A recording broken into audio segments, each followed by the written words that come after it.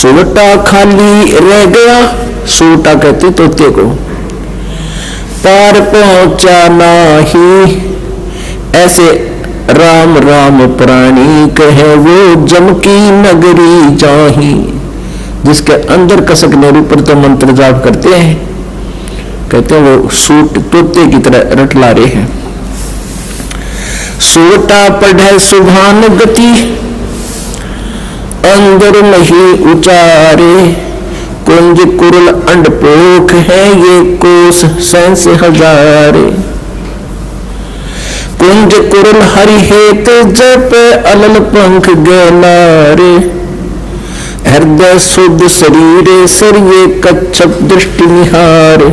कितना अच्छा ज्ञान दिया, कितना एक सटीक उदाहरण दिया परमात्मा ने, एग्जाम्पल दिया है कि सुआ पढ़े सुभान गति, स्वाभाविक पढ़ रहा है तोता तो, अंदर नहीं उचारे, और कुंज कुरल अंडपोख है ये कोस सहस हजारे। इधर जो ये कुंज आती है ना, कुंज सर्दियों वर्षा के दिनों में कुंज आती है, कुंज पक्षी होते हैं, और वो इधर बहुत दूर से आती है, हजारों कोस दूर से। कोई इटली साइड से कहता है, कोई कहीं से, जैसा भी हमने उदाहरण को समझना है। वहां अधिक सर्दी होती है, जिस क्षेत्र में अधिक बर्फ गिरती है वहां वो क्या करती हैं, वो अंडे वहां पैदा कराती हैं, कुंज पक्षी, और वहां से ये चल पड़ती हैं इधर जहां नॉर्मल टेम्परेचर होता है और जहां उनको आहार प्राप्त होता है, यहां आ जाते हैं। तो वो क्या करते हैं, आप हमने देखा वो, क्योंकि विशेषकर ये धान धून होते थे पहले, उन धानों को खाने के लिए कुंज ज्यादा पहुंच जाती थी।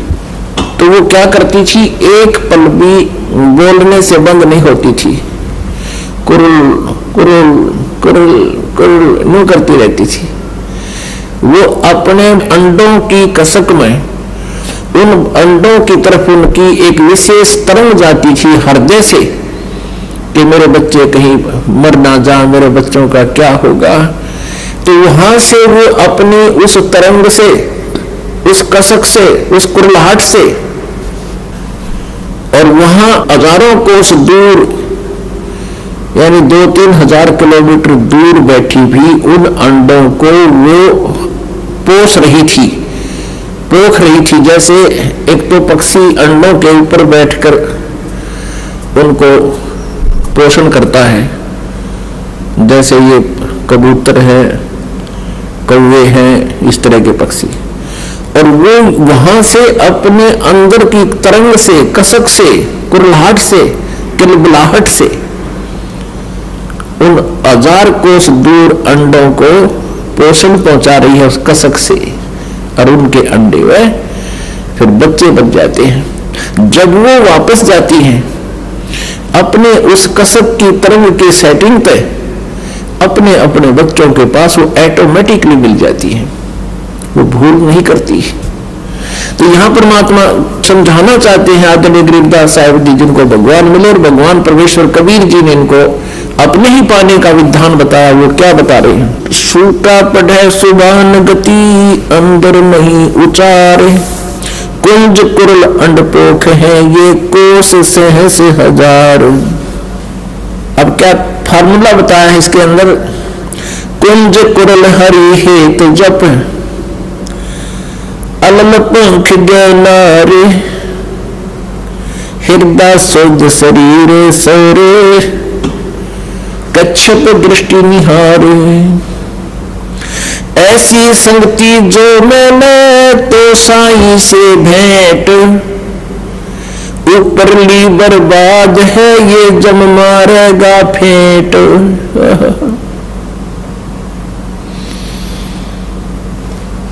ऐसे यदि आप परमात्मा को याद करते हो तो आपकी सफल होगी, आपका साईं परमात्मा से भेंट माने साक्षात्कार होगा। कुंज कुरल हरि हेत जप अलल पंख गैलारे, हृदय शुद्ध शरीर सरनो कच्छप दृष्ट निहारे। जैसे आप जी ने यजुर्वेद अध्याय नंबर 40 के श्लोक नंबर 15 में, मंत्र नंबर 15 में सुना, उसमें क्या लिखा है? वायु अनिलम अमृतम अथिदम भस्मांतम शरीरम ओम करते समर किलबे समर और कर्त्युम समर। यदि तुमने ब्रह्म तक का लाभ लेना है, उसकी भी साधना करने का ये तरीका है। ओम नाम का जाप कर, काम करते करते कर। और किलवे माने किलबलाहट के साथ, विशेष कसक के साथ, जैसे कुंज पक्षी अपने बच्चों की एक पल भी याद नहीं भूलता और हृदय से याद करता है, कुरुल कुरुल, यानी विशेष किलबलाहट से, विशेष कसक के साथ। किलवे माने ऐसे ढंग से जाप कर जैसे कुंज पक्षी अपने बच्चों को, अंडों को याद करता है, कुरलाहट से, अंदर की कसक से, उसको किलबे बोलते हैं।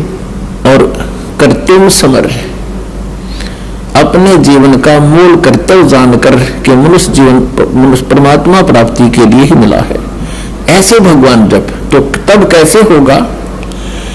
ऐसी संगति जय मिले तो साईं से भेंटे, ऊपरली बर्बाद है जब मारेगा फेंटे। ऐसे जब तुम साधना करोगे इसी कसक के साथ, तो परमात्मा का साक्षात्कार होगा।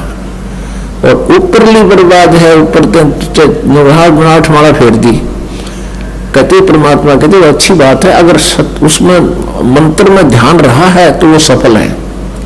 नहीं तो परमात्मा कहते हैं जीव या तो मुख में परे फिरे और माला फिरे कर्मा ही, कर्मा ने हाथ में, और मनवा तो चौदिस फिरे, ये तो सिमरना ही। विशेष कसक के साथ कहते तब परमात्मा मिलेगा। फिर और उदाहरण दिया है कि हृदय शुद्ध शरीर सर, सच्ची आत्मा के सच्चे हृदय से, और ऐसे ध्यान लगा, ऐसे या उसको, जैसे ये कछुए जो होते हैं, कछुए तालाबों में रहते हैं, ये क्या करते हैं कि बाहर झाड़ियों में अंडे उत्पन्न कराते हैं। जो तालाब के आसपास झाड़ियां होती थी उनमें जाकर अंडे उत्पन्न कराते हैं और फिर रहते हैं जल में। तो अपने उन बाहर झाड़ियों में रखे अंडों का पोषण वो अपनी दृष्टि से करते हैं, बाहर से, जल के अंदर से। आपने देखा होगा ये कछुए, हमने खूब देखे दो ढाबा तालाबों में, गामा में, तो मुंह इतनी गर्दन काट दिया मुंह बाहर न, और मुंह देखते रहा, और एक टक काफी देर तक देखा हमने, कोई मिनट तक वो मुंह ऐसे टक देखते रहते हैं। वो उन अंडों को ऐसे ध्यान से पोषण दे रहे हैं। तो ये हमारा मेडिटेशन है कि जैसे आपकी आंखें खुली हैं, आप बैठे हो, मंत्र कर रहे हो, जब आप सारनाम का जाप करते हो तो आपका मेडिटेशन साथ में चलता है। ये विधि हम उसको उपदेश देते समय बताते हैं। तो हमारा जैसे हम यहां बैठे हैं और हमारा ध्यान उस सतलोक में है कि हम यहां नहीं रहेंगे, हमारा लोक यहां नहीं है, हम सतलोक में जाएंगे। जैसे एक अलल पक्षी होता है, उसको अनल पक्षी भी बोलते। अनल, अनल माने वायु होती है, अनिल, और वायु में विचरने वाला वो पक्षी होता है। अब बहुत से पक्षी ऐसे हैं, बहुत से ऐसे जानवर भी हैं जिनकी जाति नष्ट हो गई है। सदग्रंथों में एक ऐसे पक्षी का विवरण आता है कि वो अलल पक्ष कहलाता था, अलल पंखी पक्षी। वो वायु में रहता, ऊपर, बहुत ऊपर के स्थान पे है,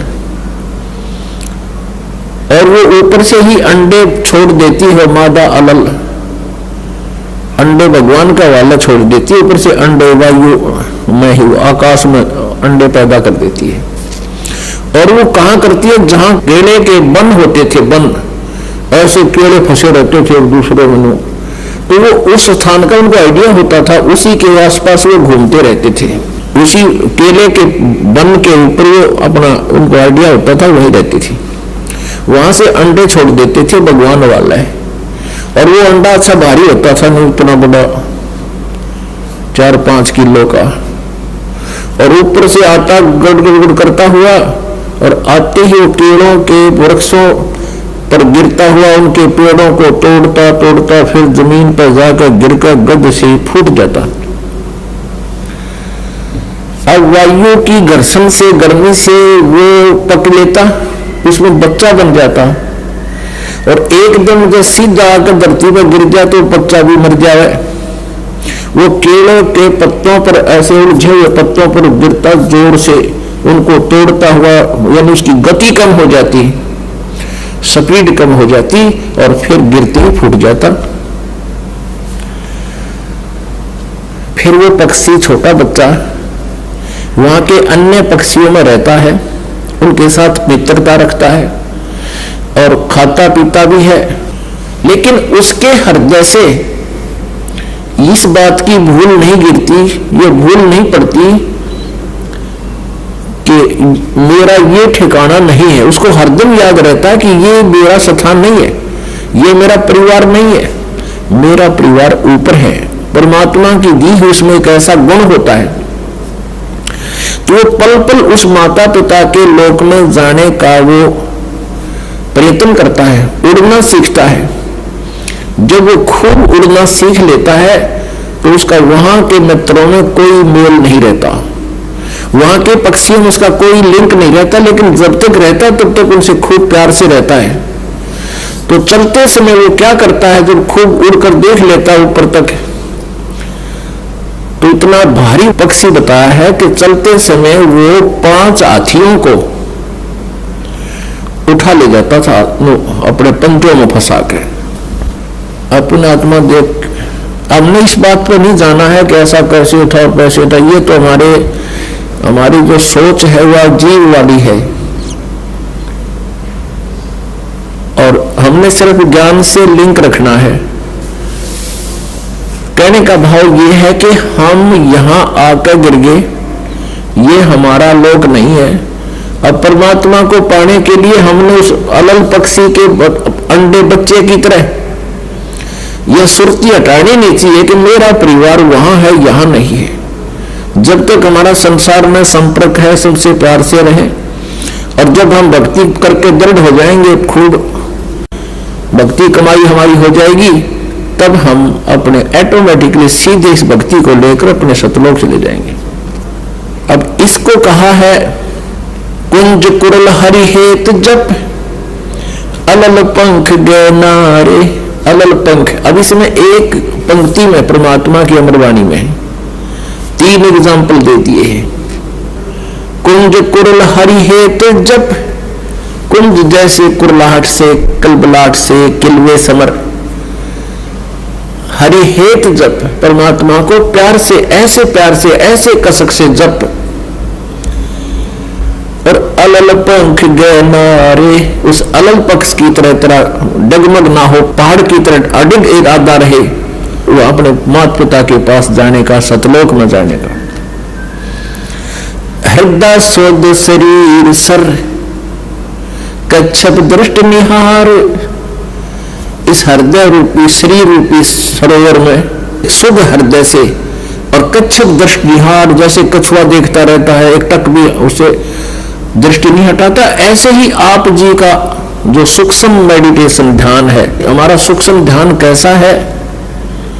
जो पति भरता पति से राती, आन पुरुष नहीं भावे, बस पी हर में सुरत प्रीतम में, ऐसे ध्यान लगावे।